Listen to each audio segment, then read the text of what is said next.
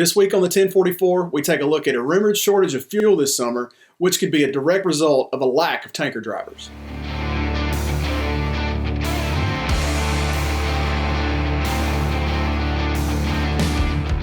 Hey everybody, and welcome to the 1044, a weekly webisode here from the editors at CCJ. I'm Jason Cannon, and my co-host on the other side is Matt Cole. This week we're going to talk about diesel fuel and not really how expensive it is.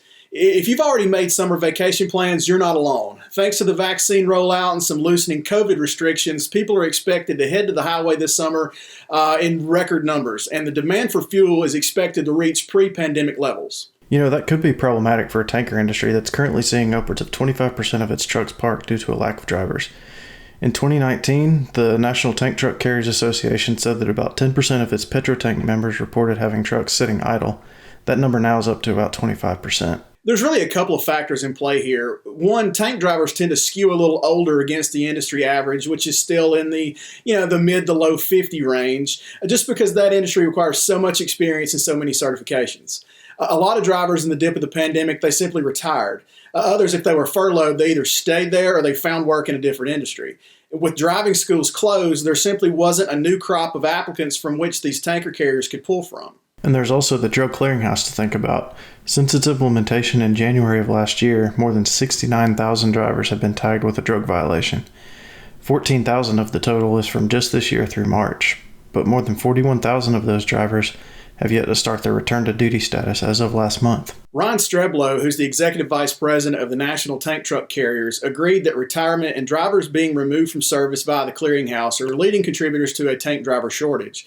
And he shared with us what that means in the grand scheme of things. So you combine all of that with our need and demand in this current economy as we come out of this pandemic. Fuel sales right now are nearing that of 2019. So the demand is there, but the available supply of drivers to transport the world's number one commodity from point A to point B just isn't there. And when you have, gas stations that have typically 24 to 48 hours worth of reserves of fuel, you're going to experience some delays. In the worst parts of the pandemic, there wasn't a whole lot of demand for petrochemicals, and some fleets pivoted to other modes. But Streblow doesn't think there's a large population of trucks sitting on the sidelines. I would say that transpired in pockets. We, from our membership, did not see that in its entirety. Many tank truck operations, if you're hauling petroleum, that's what you hauled. You weren't necessarily hauling a bunch of dry van or flatbed, or you weren't necessarily even, switching over to haul chemical or dry bulk just because of the capital expenditure needed and the operation required to haul that different product. We did see some that had that availability and versatility to switch over and pick up some of that freight. But I would say for the most part, the tank truck industry, they're committed to the commodity, the lanes that they're in, along with just the bulk industry as a whole. I remember early in the pandemic when truck drivers were hailed as heroes, it was Batman, Superman, and truck drivers were basically 2/3 of the Justice League. But good times, they never last. Ryan says that in order to fix the problem of driver availability in the long term, and that's not even one that's unique to the tanker segment, trucking has got to overhaul its image and sell its opportunities. The workforce and the opportunity that's out there, the image of the trucking industry, we need to promote that. It's such a viable, lucrative industry for what it is, along with gaining the support across the board from regulators and legislators alike.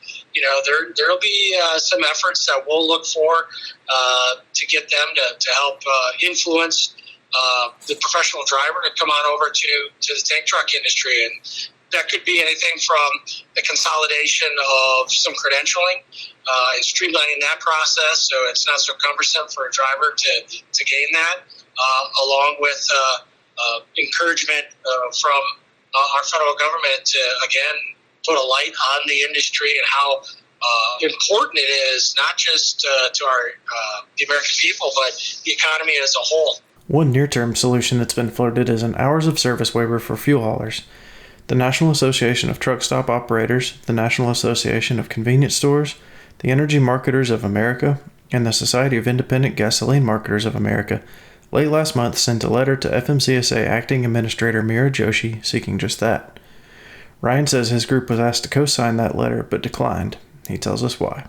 National Tank Truck Carriers does not support the request for an hours of service waiver as a solution to the driver shortage issue. That is in our thought process a direct impact on safety. That is one of the core elements of what our organization focuses on, and we certainly would never want to jeopardize the safety on the interstate system for us and our ability to get product from point A to point B. You can read more about tank carriers and really everybody else's ongoing search for drivers on ccjdigital.com. And you can find the 1044 every week on CCJ's YouTube channel. If you've got some questions, comments, criticisms, or feedback, please hit us up at 1044trucking@gmail.com or give us a call at 404-491-1380. And until next week, everybody stay safe.